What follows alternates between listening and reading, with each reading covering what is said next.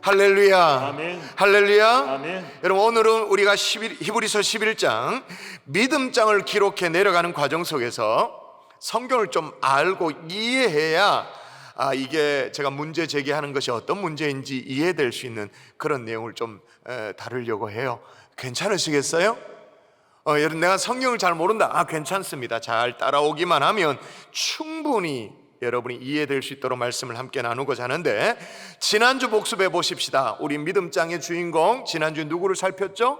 모세를 살폈습니다. 선택하는 믿음이라고 해서 모세를 살폈는데, 그러면 성경에 모세 다음으로 믿음의 사람으로 누군가를 언급한다면 누가 언급되어져야 될까요? 모세 다음이라면. 여러분, 잘 모르시겠으면 몇 절 내려가면 오늘 여러분 읽으신 히브리서 11장 32절에 보면 내가 무슨 말을 다리어 기드온, 바락, 삼손, 입다 그러면서 쭉 사사를 소개합니다. 그 다음에 다윗도 소개합니다. 사무엘을 언급합니다. 자, 그러니까 어떻게 되어져요? 모세와 사사시대, 사사를 연결하는 사람, 믿음의 사람 누구예요? 응당? 여호수아겠죠. 여호수아, 그죠? 여호수아야 됩니다.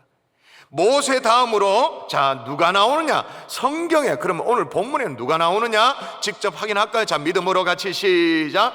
믿음으로 기생 라합은 정탐꾼을 편안히 영접하였으므로 순종하지 아니하는 자와 함께 멸망하지 아니하였도다. 자, 누가 등장해요? 라합이 등장합니다.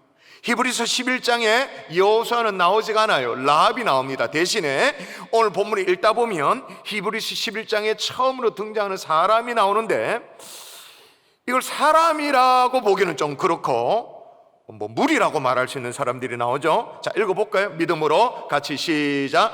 믿음으로 그들은 홍해를 육지같이 건넜으나 애굽 사람들은 이것을 시험하다가 빠져 죽었으며. 자, 믿음으로 누구라고 나오죠? 믿음으로 그들은.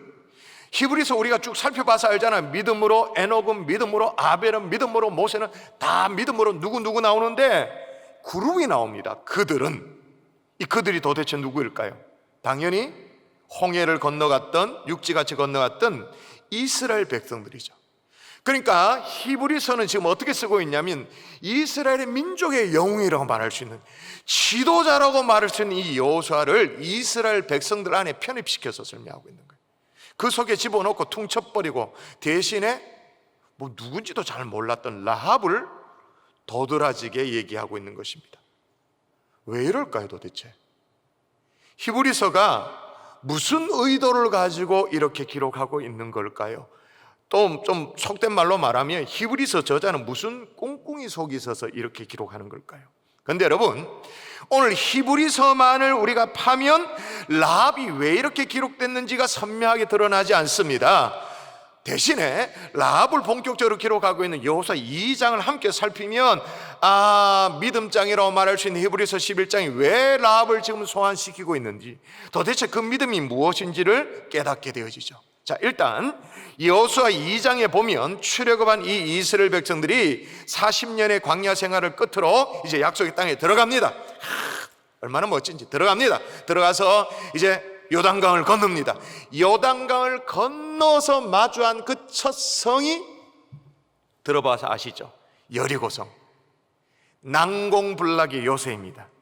여리고 살고 있던 사람들은 주로 어떤 소문이 주변에 펴질 정도였냐면 아기를 산채로 그냥 파묻어 버린다라는, 그 정도로 호전적이고 무시무시한 무자비한 자들이라는 소문이 있을 정도로. 그래서 여호수아가 그냥 전면전을 벌이기보다는 정탐꾼을 보내보자고 결정합니다. 그래서 파송된 정탐꾼이 여리고성에 당도를 해가지고 들어간 집이 있었는데 그 집이 누구 집이냐? 라합 집인 거죠. 자, 확인할까요? 자, 눈의 아들 같이 다시 한번 읽습니다. 시작. 눈의 아들 여호수아가 시딤에서 두 사람을 정탐꾼으로 보내며 이르되 가서 그 땅과 여리고를 엿보라 하매 그들이 가서 라합이라 하는 기생의 집에 들어가서 거기서 유숙하더라. 여러분, 이거는 어떻게 보면 말이에요, 라합 입장에서 너무너무 위험천만한 일이야. 그냥 괜히 재수없이 엉뚱한 일에 얽혀가지고는 휘말릴 수 있고 고초를 치를 수 있는 그런 일이죠. 여러분, 아니나 다를까 여리고의 왕이 첩보를 통해서 이 여호수아의 군대가 정탐꾼을 보냈다, 병사를 보냈다라는 첩보를 얻게 되어졌습니다. 그래서 병사를 온 성을 다 뒤지도록 수색하도록 합니다. 그리고 이제 라합의 집에도 이 수색하는 사람들이 들이닥친 거죠. 이 집에 정탐꾼이 들어온 거 안다고, 끌어내라고. 근데 이때 라합이요, 정탐꾼을 그 전에 이미 자기 집 다락이라고 해야 될지 지붕이라 해야 될지 어쨌거나 하여튼 위에 숨길 만한 때 숨겨놨습니다. 숨겨놓고는 아주 천연덕스럽게, 자, 이거 한번 읽어보세요. 이거 보면 이건 진짜 라합이 연기력이 있다 이렇게 느껴집니다. 보세요. 과연 그 사람들이 내게 왔었으나 그들이 어디에서 왔는지 나는 알지 못하였고 그 사람들이 어두워 성문을 닫을 때쯤 되어 나갔다. 어디로 갔는지 내가 알지 못하니 급히 따라가라. 그리하면 그들을 따라 잡으리라. 거짓말 하지 않고 왔는 건 사실이다. 그런데 해지기 전에 지금 어둑어둑할 때 나갔다. 어디 갔는지 나는 모르겠고 급히 따라잡으면 따라잡을 수 있을 거다라고 쫙 둘러대는 거예요. 위기를 면면합니다. 자, 요 타임에 궁금한 점이 있습니다. 왜 라합이 정탐꾼을 내놓지 않았는가? 수색하는 이 병사들 앞에. 아니, 내놓기 전에 자기 집에 도착했을 때부터 벌써 고발을 했어야 되지. 벌써 전화하고 119 119가 아니구나, 112 신고하고 막 그랬어야 되지. 또 뭐 어쩔 수 없이 이제 이 정탐꾼들이 막 병사니까, 군인이니까 밀고 들어와서 어쩔 수 없이 뭐 이렇게 했다 할지라도 수색할 때 저 위에 어디 이렇게 감춰줬더라도 말은 지금 난 모르겠다고, 그들 벌써 떠났다고, 빨리 따라가면 따라잡을 수 있을 거라고 말은 하더라도 손가락질 하면 되잖아. 신호를 보내면 되잖아. 눈치 켜뜨면서 이렇게 신호를 주면, 말은 그렇게 해도 그러면 되잖아요. 그런데 보호를 해줘요, 진심으로. 아니, 그럼 라합이 그럼 평소에 이스라엘로부터 되게 은혜를 받았나? 받은 바 은혜가 있나? 아니면 정탐으로 오는 이 두 병사와 개인적으로 친분이 있어서 아는 사이여서 그렇게 했나? 그런 거 아니거든요. 그런데도 완벽하게 보호를 해줍니다. 자, 그 이유가 나중에 안전이 다 확보되고 난 이후에 정탐꾼들이 하는 얘기를 들어보면 우리가 딱 감을 잡을 수 있는데, 한번 읽어볼까요? 말하되, 같이 읽습니다. 시작. 말하되 여호와께서 이 땅을 너희에게 주신 줄을 내가 아노라. 우리가 너희를 심히 두려워하고 이 땅 주민들이 다 너희 앞에서 간담이 농나니. 무슨 얘기예요? 익히 내가 들은 바가 있다라는 거예요. 들어서 내가 다 알고 있다, 그 얘기를 하는 거예요. 이미 너희 하나님 여호와께서 어떤 분이신지 알고 정말로 너희들을 어떻게 구원하려고 마음먹었는지를 내가 들어서 다 알고 있다 라고 말합니다. 자, 그럼 원점으로 돌아가십시다. 왜 믿음장 히브리서 11장에서 라합을 소개하고 있는가? 라합의 믿음이 뭐길래? 따라합니다. 경험이 약이 되는 믿음. 오늘 설교 제목이죠. 한 번 더 따라하십시다. 경험이 약이 되는 믿음. 여러분, 자신의 이 과거의 경험이요, 인생의 약이 되는 사람이 있는가 하면 인생의 독이 되는 사람이 있습니다. 자신의 경험한 것들이 자기 어떤 인생의 밑거름이 되어져서 잘 이게 활용되어지고 거기에 뭐 이렇게 심은 것이 무럭무럭 싹트고 자라나게 하는 걸음이 되는가 하면 그냥 흘려보내는 사람이 있습니다. 자신이 경험한 과거의 어떤 사건이든 학습이든 어떤 정보든 경험치든 간에 뭐든 간에 인생의 약이 되어지는 사람이 있어요. 저는 우리 교육자실을 보면 그런 걸 확실히 느껴요. 과거 인생에 정말 노가다판을 돌고 또 뭐 부모님의 어려움이 있고, 그래서 그런 것들이 그냥 지나가지 않아. 한 번씩 우리 부목사님들이 설교할 때 그게 툭툭 나오고 그분의 인격에 녹아져 있구나, 그래서 그렇구나 알게 되어지잖아요. 믿음의 거장들이라는 책에 보면 대표적으로 자신이 경험한 것이 약이 되도록 이끌었던 사람이 소개되어 나오죠. 그 사람에 대한 영화가 나옵니다. 2009년에 아카데미 감독상 또 작품상 무려 8관왕을 차지한 이 영화인데, 슬럼독이라는 이 영화 포스터 이미지 한번 보세요. 저 이미지 보면 사실 2009년도에 개봉을 했는데 말이에요, 올해 또 재개봉을 했습니다. 왜냐하면 올해 이제 뭐 코로나 때문에 집에 콕 박혀 있으니까 사람들의 마음이 좀 그렇잖아요. 마음을 이렇게 보다 암을 수 있는 영화라고 좋겠다 생각해서 이 재개봉이 된 영화인데, 영화의 스토리가 이래요. 인도의 뭄바이라는 빈문가에 정말 고아, 진짜 가난한 이 자만이라는 고통 속에 있는 사람들이 살아가는 그 어떤 이 가난한 소년이 나옵니다. 영화에 보면 어린 시절에 막 똥통에 빠져가지고 온몸에 똥칠로 나오는 장면도 나와요. 저런 장면이 나옵니다. 진짜로. 야, 나 저 장면 볼 때 와, 얼마나 막 속에서 막 니글니글하고 올라오는지. 저게 똥이야, 똥. 영화 찍을 때 실제로 똥은 아니었겠지만 어쨌든 간에 영화가 그래요. 하여튼 어린 시절에 그런 현실에도 불구하고 주인공 자말은요, 우여곡절 끝에 2천만 루피라는, 우리나라 돈으로 환산하면 3억, 그 당시 인도의 경제 상황을 생각해보고 빈민가의 고아 입장에서 이 3억은 어마어마한 상금이죠. 퀴즈쇼에, 상금이 달려있는 퀴즈쇼에 참여하게 되는 거예요. 이 퀴즈쇼의 문제가 물론 상식선의 문제입니다만은 얼마나 까다롭고 어려운지 고학력자들, 엘리트들도 다 나가 떨어져요. 다 중간에 다 나가 떨어지는데 놀랍게도 이 18살짜리 고아 무식쟁이 이 자말이 퀴즈를 하나하나 문제 풀어가고 이 엄청난 상금의 주인공이 되어지는 거예요. 방송 관계자도요, 이 사회자도 이 자존심이 상해가지고 이 무식쟁이 이 고아 소년이 자기 프로그램에 이 지금 최고 퀴즈 왕이 되는 게 이게 자존심이 상해. 그 속에 뭔가 부정행위가 있다고 의심을 합니다. 그래서 경찰 조사를 받아요. 경찰에 끌려갑니다. 이 당시에 무슨 인권이 있습니까? 고아니까 몸 함부로 두들겨 패고 매달고 그냥 전기 찢이고 전기 고문.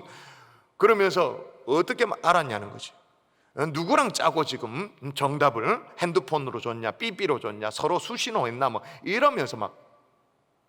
여러분 왜 그러냐면 정규 교육이라고 한 번도 못 받아본 이 사람이 이 아이가 문제를 척척 맞춰가니까 분명히 그 속에는 부정행위가 있다고 단정 짓고 수사를 진행했어요. 근데 수사를 받던 이 주인공 자말이 문제를 풀 수밖에 없었던 이유를 설명을 해줘. 그게 뭐냐? 하나하나가 다 경험한 바예요.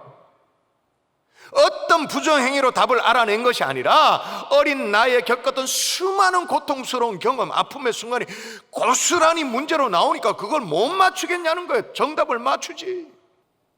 경험이 자산이 된 거죠. 제가 본인이 겪었던 것이 정답이 되어진 거예요. 오늘 라합도 마찬가지입니다. 왜 이스라엘의 정탐꾼을 편안히 영접하고 또 보호해주고 그렇게 했냐? 어떻게 그게 가능하냐? 이방 여인인데 라합에게도 경험이 있었던 거예요. 어떤 경험이냐? 여호와에 대해서 들은 경험이 있어요. 그 하나님이 어떻게 자기 백성을 인도하고 지금 계신가 들은 경험이 있어요. 자, 라합 입술로 고백하는 거 한번 들어보십시다. 자, 제가 한번 읽어볼 테니까 잘 살펴보십시오. 너희가 애굽에서 나올 때 여호와께서 너희 앞에서 홍해 물을 마르게 한 일과, 벌써 지금 출애굽 사건 그때 거를 들었다고 얘기합니다. 너희가 요단 저쪽에 있는 아모리 사람의 두 왕 시온과 옥에게 행한 일과 곧 그들을 전멸시킨 일을 우리가 뭐했다고요? 우리가 들었음이니라. 우리가 들었다, 그렇게 들은 경험이 있었던 거예요. 여호와께서 너희 앞에 있는 홍해 그 바닷물을 다 마르게 해가지고 너 건너가게 하고 애굽은 몰살시켰던 거 다 들었다. 이 아모리의 두 왕 시온과 옥을 완전히 전멸시켰던 거 내가 들었다. 여러분, 라합은 애시당초 하나님의 백성 아닙니다. 그저 이방 여인이었어요. 하루하루 그냥 살아가기에 급급한 여인이었습니다. 나중에 좀 살펴보겠습니다만은 기생으로서 근근히 정말 살던 천대받던 여인이었습니다. 그런데 그에게 이 들은 경험이 뭐가 되어서? 믿음이 되어졌어요. 듣기만 했는데도 하나님에 대한 믿음이 신라처럼 생겨나기 시작한 거예요. 라합이 한 건 딱 하나, 들었던 경험. 들으면서 그걸 열린 마음으로 그걸 받아들인 거죠. 정말로 라합에게는요, 여기 앞에 이제 써 있는 말씀이 성취된 거예요. 믿음은 들음에서 나며, 이게 그대로 성취되어진 거죠. 근데 이게 또 라합에게 정말 은혜인 것이 말이에요. 이 케이스가 믿음장에 소개될 만큼의 케이스가 될 수밖에 없는 게 뭐냐면, 여러분 사실 사람이 듣는다고 다 믿음이 생깁니까? 들은 경험이 있다고 해서 다 믿음이 생기고 다 어떤 경험이 다 자기 인생의 약이 되어지고 그럽니까? 아니죠. 오늘 여리고성에 살고 있던 사람들도 마찬가지예요. 듣기는 다 들었어요. 정말 전능하신 하나님에 대한 소문, 그리고 자기 백성을 얼마나 아끼시는가에 대한 그 소문 다 들었어요. 보세요, 뭐라고 말하냐면 이렇게 말합니다. 자, 제가 한번 읽어볼게요. 우리가 듣자 곧 마음이 녹았고 너희로 말미암아 사람이 정신을 잃었다. 우리가라고 말합니다. 자, 우리가라는 말 속에 라합이 포함되고 라합이 살고 있는 이 여리고성에 있는 모든 사람들이 다 포함되죠. 마음이 녹았다, 정신이 잃을 정도로. 자, 그렇다고 해서 그 경험으로 말미암아 그게 다 믿음이 됐는가? 아니요. 유일하게 라합만. 자, 라합만 어떻게 고백하느냐? 여러분 한번 읽어볼까요? 너희 하나님, 같이 읽습니다. 시작. 너희 하나님 여호와는 위로는 하늘에서도 아래로는 땅에서도 하나님이시니다. 아멘이십니까? 아멘. 라합이 다른 여리고성 사람들과 다른 점이 있다면 딱 요 점이 경험이 야기된 거죠. 그렇게 고백하는 거예요. 여러분, 우리도 수많은 인생을 경험했습니다. 과거 했고 지금도 하고 있고 앞으로도 수많은 인생의 경험들을 할 거예요.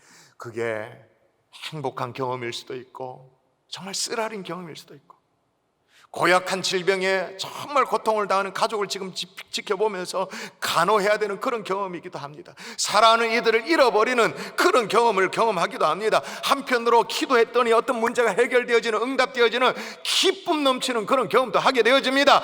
코로나라는 한 번도 경험하지 못한 일을 우리가 경험하기도 합니다.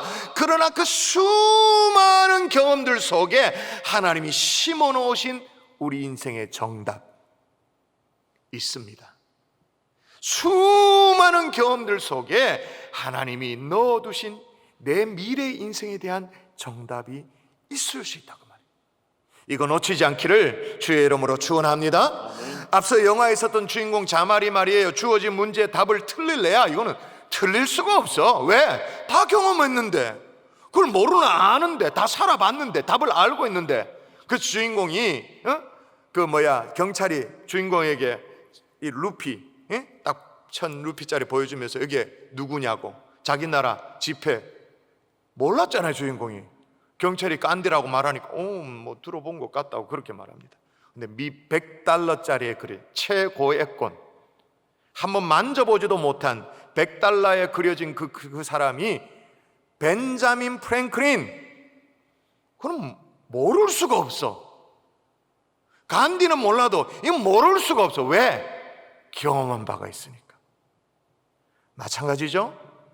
저와 여러분이 이 땅을 살면서 경험하게 되는 모든 순간순간, 이거 흘려보내지 말기를 바랍니다. 그 속에 분명히 하나님의 뜻이 있고 하나님의 말씀하심이 있습니다. 근데 그냥 흘려보내면, 그냥 고생하면 그건 완전 생고생입니다. 저주가 되어집니다. 근데 그 속에 하나님의 말씀하심이 있다, 그 속에 하나님의 뜻이 있다, 그거 깨달으면 여러분의 지금 모든 과거에 경험한 것들이 앞으로 여러분이 하나님 앞으로 더 가까이 나아가는 데 있어서 영적 자양분이 되는 줄 믿습니다. 에이, 그래도 그렇지, 어떻게 여호수아까지 퉁쳐가지고 이스라엘 백성 그들 속에 포함시켜 놓고는 라합만을 이렇게 드러낼 수 있냐? 아니, 경험이 야기되었다 그러는데 라합이 뭘 했냐? 그게 또 중요하겠죠? 따라 하십시다. 순종하는 믿음. 순종하는 믿음. 한 번 더, 순종하는 믿음. 순종하는 믿음. 자, 히브리서는 여호수아까지 퉁쳐가지고 그들 속에 집어넣었습니다. 이스라엘 백성들 속에 포함시켰습니다.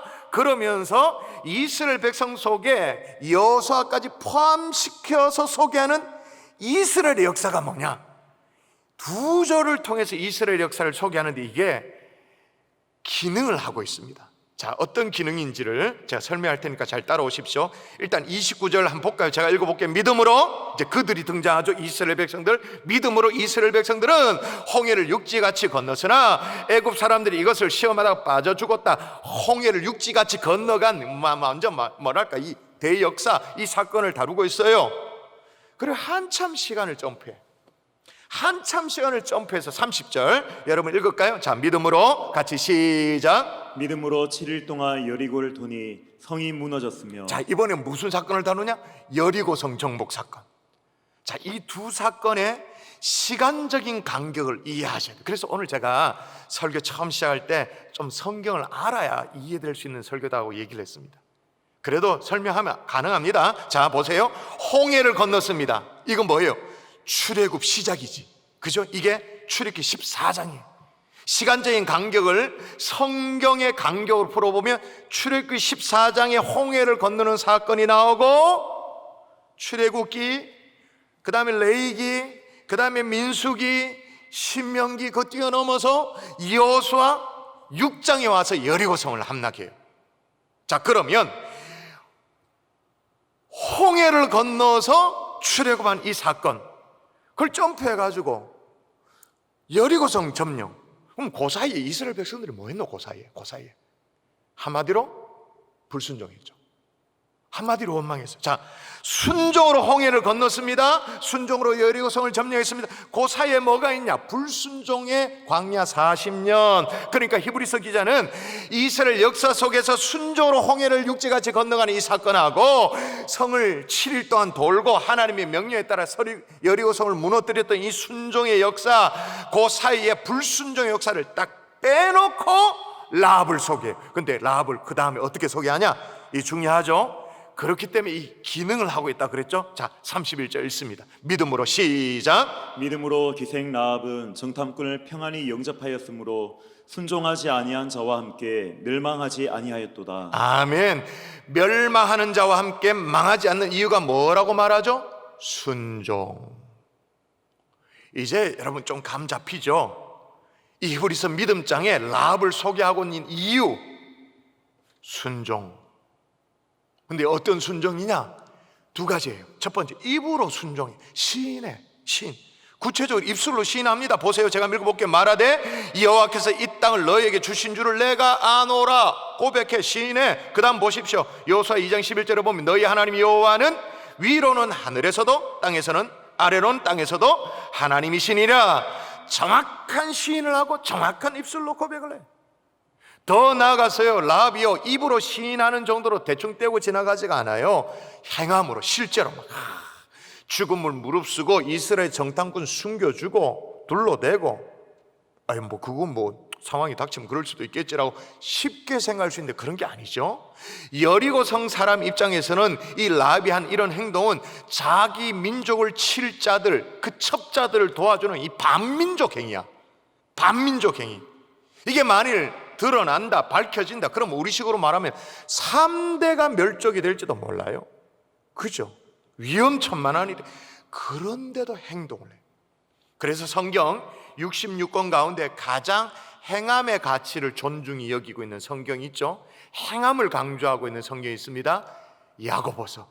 야고보서의 라합을 이렇게 설명합니다. 자, 이 의도를 알고 읽으셔야 되는데, 또 이와 같이 기생 라합이 사자를 접대하여 다른 길로 나가게 할 때, 자, 야고보서가 뭐라고 기록하냐면, 할 때 행함으로 의롭다 하심을 받은 것이 아니냐라고 야고보서 기록하고 있는 거예요. 행함으로.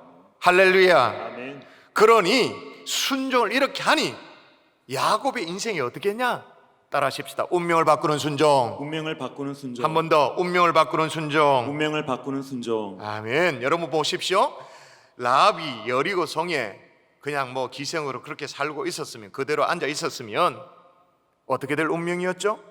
여호수아 군대가 여리고를 이제 침략합니다. 침략이 아니지, 점령이지. 그때 이제 성은 이미 무너졌고 하나님이 무너뜨려 놓고 전쟁을 수행할 때 헤렘 전쟁이라고 해서 모든 것을 진멸하는 전쟁을 합니다. 여호수아 장군이 오도 내리는 오도를 보십시오. 이스라엘 백성들이 오도를 내립니다. 그 성 안에 있는 모든 것을 온전히 바치되, 온전히 바치되, 여기까지는 우리가 봐줄 만해. 온전히 바치는 게 좋지. 온전. 근데 온전히 바치는 게 뭐냐? 남녀노소, 양, 소, 나귀 칼날로 멸하는 게 온전히 바치는 거예요. 무시무시한 전쟁이에요. 그러니 라합이 그 성에 그대로 있었으면 어떻게 될 운명이에요? 칼날에 멸망당할 수밖에 없는 운명이었죠. 근데 그 운명이 어떻게 뒤집히냐? 자, 뒤집힌 운명 또 읽어볼까요? 자, 이거는 신나니까 읽어봐도 됩니다. 시작. 여호수아가 기생 라합과 그의 아버지의 가족과 그에게 속한 모든 것을 살렸으므로 살아나게 된 거예요.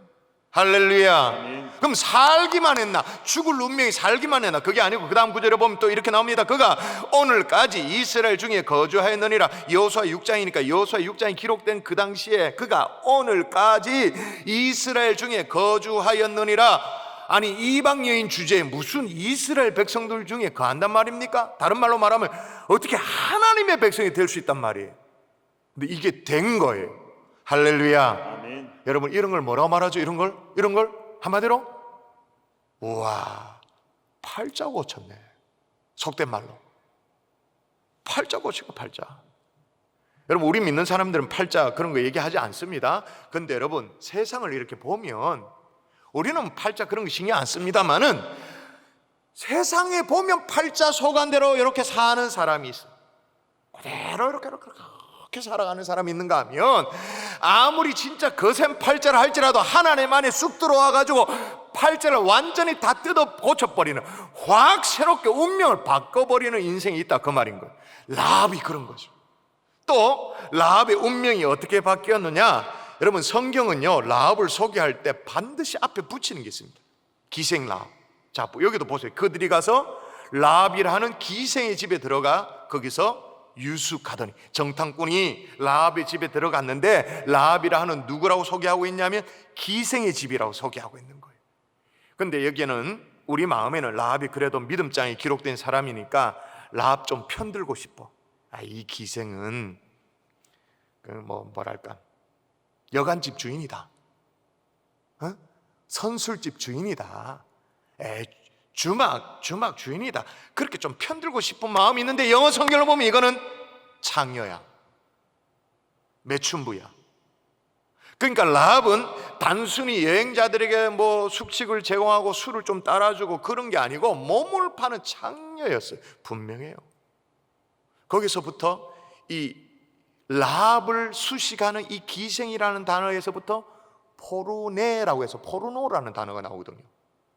포르노 아시잖아, 포르노. 그 단어가 여기서 나와요. 그러니까 분명히 창녀야. 부끄러운 과거의 소유자였죠. 지저분한 여자였어요. 한마디로 아주 쓰레기 같은 인생이라고 말해도 과언이 아닙니다. 그러나 라합이 들은 경험 속에서 정말 신락 같지만 하나님 향한 믿음이 싹 틔워진 거예요. 그래서 온 도시 여리고가 다 그냥 전멸당하는 그 사이에 목숨을 건져내고 하나님의 백성이 일원이 되어지는 거예요. 나중에 라합이 과거를 다 청산하고 이제 하나님의 백성이 일원이 되어지고 난 이후에 제대로 인생을 삽니다. 그래서 결혼을 합니다. 그리고 아들을 낳아요. 그 아들 이름이 보아스. 성경 읽으면서 한 번씩 접하는 이름이죠. 보아스. 증손자도 얻게 되어졌어요. 이세. 이세가 누구냐? 이세의 아들을 우리가 압니다. 이세의 아들이 누구예요? 이세의 아들을 만나니 내 마음에 합한 자는 누구예요? 다윗. 여러분, 언제나 그 불명예스러운 기생이라는 꼬리표를 언제나 따라다녔던 기생. 그런데 마태복음 1장에는 기생이 안 나와. 기생이 안 나오고 라합만 나와. 그러면서 뭐라고 족보를 얘기하냐면 살몬은 라합에게서 보아스를 낳고 보아스는 롯에게서 오벳을 낳고 오벳은 이새를 낳고 이새는 다윗 왕을 낳으니라. 여러분, 정말 쓰레기 같은 인생이었는데 하나님 앞에 쑥 들어가니까 이제는 당당하게 다윗의 조상이 되어서 나오는 거예요. 하나님 앞에 들어갈 때는 그냥 쓰레기 같은 인생이지만 나올 때는 그냥 다윗의 조상이 돼서 나와버리는 거예요. 여러분, 이게 거기서 끝나지가 않죠? 물어보십시다. 지금 마태복음 1장을 제가 얘기했는데 마태복음 1장이 누구의 족보입니까? 그게 다윗의 족보입니까? 라합의 족보입니까? 사실은 누구의 족보를 설명하다 보니까 이렇게 다윗도 나오고 뭐 나옵니까? 누굽니까? 자, 마태복음 1장이 소개하는 족보의 마지막 보십시다. 마지막 같이 읽습니다. 야곱은 시작. 야곱은 마리아의 남편 요셉을 낳았으니 마리아에게서 그리스도라 칭하는 예수가 나시니라. 그러니까 예수님의 족보에 자기 이름을 올리는 여인이 된 거예요. 이거는 오늘 설교 시작할 때 어떻게 라합 주제에 히브리서 11장 믿음장에 이름을 올릴 수 있느냐? 이건 아무것도 아닌 거예요. 예수님 족보 이름이 올리는 거예요. 여러분, 분명합니다. 그러므로 아무리 부끄러운 과거가 있다 할지라도 하나님이 고치시면 안 될 인생이 없는 줄 믿습니다. 아멘. 하나님이 손대시면 변화시키지 못할 인생이 없는 줄 믿습니다.